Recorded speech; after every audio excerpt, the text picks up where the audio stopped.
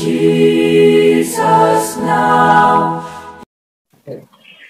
పరిశుద్ధులు దేవుని ప్రియులైన పిల్లలందరికీ కూడా యేసుక్రీస్తు నామములో శుభవందనాలు తెలియజేసుకుంటా ఉన్నాను. బైబిల్ గ్రంథంలో వెలుగును గురించి చాలా విస్తృతంగా చెప్పబడింది. ఆదికాండం 1వ అధ్యాయం 3వ వచనంలో దేవుడు వెలుగు కమ్మని పలకగా వెలుగాయెను అని ఉంటది.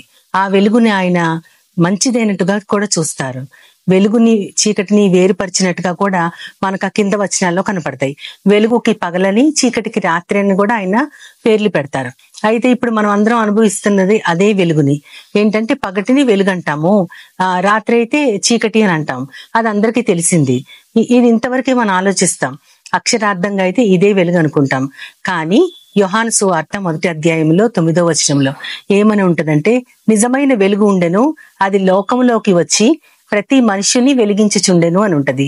నిజమైన వెలుగు ఉండటం ఏంటి, అది ప్రతి మనిషిని వెలిగించటం ఏంటి అని మనం ఆలోచిస్తే మత్తయి సువార్తలో కూడా ఇదే విషయాన్ని చెప్తారు. మనుషులు మీ సత్క్రియలను చూసి పరలోకమందున్న మీ దేవుని మహిమపరచునట్లు మీ వెలుగు వారి ఎదుట ప్రకాశింపనివ్వుడి.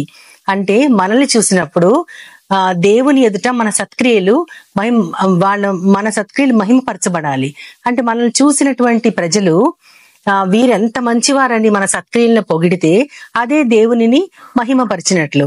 దానిని చూసి మనల్ని పొగట్టం అంటే కాదు గాని అదే దేవుని మహిమని ప్రతి ఒక్కరు తెలుసుకోవాలని ఆయన ఉద్దేశం. అదే నిజమైన వెలుగు. అంటే మన సత్క్రియలు వెలుగు అని చెప్తాం.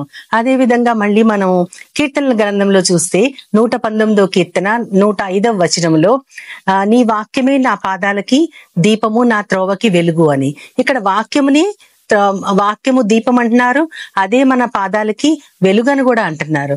అంటే ఇక్కడ ఒక రకమైన వెలుగును చూస్తాం మనం. మామూలుగా మనం అనుభవించే పగటి వెలుగు ఒకటి, నిజమైన వెలుగు అయిన మన దగ్గరకు వచ్చి వెలిగించడం ఒకటి, మూడవ వెలుగుగా మనం ఏం చూస్తున్నామంటే వాక్యమే వెలుగని చూస్తాము. ఇన్ని రకాల వెలుతుల్ని మనం చూసినప్పుడు నిజమైన వెలుగు అది ఏంటి, మనల్ని ఎందుకు వెలిగిస్తా ఉంటది అంటే మళ్ళీ మనం యెషయా గ్రంథంలోకి వెళ్తే అందులో ఒకటి చెప్పబడుతుంది. ఏంటంటే చీకటిలో నడుచు జనులు గొప్ప వెలుగును చూస్తున్నారు, మరణఛాయ గల దేశం మీద వెలుగు ప్రకాశిస్తుంది అని ఉంటది. అంటే చీకటిలో నడిచే జనులు గొప్ప వెలుగును చూస్తున్నారు. మళ్ళీ అదే నెక్స్ట్ సెంటెన్స్ లో మరణ ఛాయలో ఉన్నటువంటి ప్రజలు గొప్ప వెలుగును చూస్తున్నారు అని ఉంటది. అంటే ఇక్కడ ఏంటంటే చీకటి మరణము రెండు ఒకటే అని అర్థము. మరణం అంటే చీకటి, జీవం అంటే వెలుగు. జీవం అంటే ఈ లోకం వరకే జీవించే జీవితం కాదు, అది పరలోకములో కూడా మనల్ని జీవింపజేసే నిత్యమైన వెలుగు. ఆ వెలుగే యేసుక్రీస్తు వారు. ఆయన యోహాను సువార్తలో ఎంతో ధీటుగా నేను లోకానికి వెలుగై ఉన్నాను, మీరు కూడా వెలుగై ఉండండి అని చెప్తారు. అటువంటి గొప్ప వెలుగును ఆయన లోకానికి తీసుకొచ్చి అది నిజమైన వెలుగుగా సువార్తీకుడైన యోహాను చెప్తారు. మనకి నిజమైన వెలుగు ఉంది, అది ప్రతి వారిని వెలిగిస్తూ ఉంది అని చెప్తున్నారు. అటువంటి వెలుగు మన యేసుక్రీస్తు వారు. అంత మాత్రమే కాదు, మనకి పేతురు 1వ పత్రికలో ఫైనల్ గా ఒక నిజమైన వెలుగు గురించి చెప్తా ఉంటారు. ఏంటంటే చీకటిలో నుండి ఆశ్చర్యకరమైన తన వెలుగులోనికి పిలిచిన దేవుడు మనల్ని ఆయన గుణాతిశయాల్ని ప్రచురపరచడానికి ఏర్పరచుకున్నాడంట. అంటే చీకటిలో నుండి ఆశ్చర్యకరమైన తన వెలుగులోకి పిలిచారు. ఇక్కడ తెలిసిపోతుంది వెలుగు అంటే ఏంటంటే ఆశ్చర్యకరమైన ఒక వెలుగు, అదే యేసుక్రీస్తు వారు. ఆ ఆశ్చర్యకరమైన వెలుగులోకి మనల్ని దేనికి పిలిచారు? ఆయన ఊరికినే పిలవలేదు, ఆయన గుణాతిశయాల్ని ప్రచురపరచడానికి ఆయన పిలిచారు.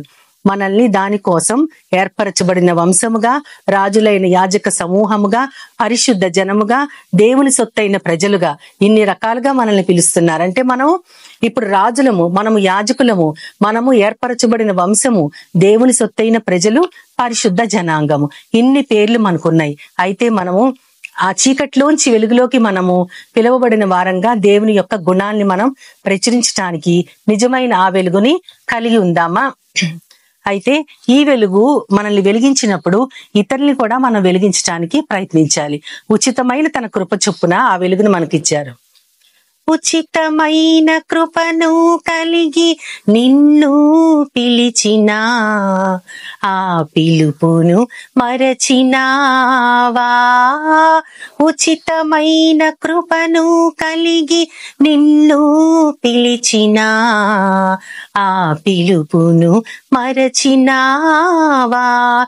చీకటి నుండి వెలుగులోనికి పిలుచువాడు ఆయేసే, పిలుచువాని గుణాతిశయములను మరచినావా. నిజమైన గుణాతిశయాలను మనం మర్చిపోకుండా ప్రచురపరచడానికి యేసుక్రీస్తు వారు సదా మనకు తోడుగా నిలిచి మనల్ని బలపరిచి ఇతరుల్ని వెలిగించడానికి మనం వాడుకోవాలి. అట్టి గొప్ప జీవపు వెలుగు గురించి చిన్న ప్రార్థన చేద్దాం. తలలో ఉంచుకోండి. ప్రభా, పరమ తండ్రి, పరిశుద్ధుడైన నా దేవా, నాయన, వెలుగు అంటే మేము కేవలం పగటినే వెలుగుగా భావిస్తాం, కానీ నిజమైన వెలుగు లోకంలో ఉంది. అది ప్రతి వారిని వెలిగించింది ఆయనే ప్రభు అయిన యేసుక్రీస్తు వారు. ఆయన గుణాతిశయాల్ని ప్రచురించడానికి మమ్మల్ని పిలుచుకున్న దేవుడువైన తండ్రివైన నిన్ను బట్టి, మాకిచ్చినటువంటి గొప్ప వరమైన యేసుక్రీస్తుని బట్టి అట్టి వెలుగును మేము కూడా కలిగి ఉండి మా సత్క్రియలు ఇతరుల ముందు మేము కనపరిచినప్పుడు దానిని బట్టి నువ్వు మహిమపరచబడాలని, అట్టి వెలుగును మేము కలిగి ఉండాలని మా ప్రియుడు ప్రభు, మా ప్రియ ప్రభు, నీ ప్రియ కుమారుడైన యేసుక్రీస్తు నామములో కోరి ప్రార్థిస్తున్నాను పరమ తండ్రి. ఆమేన్, ఆమేన్.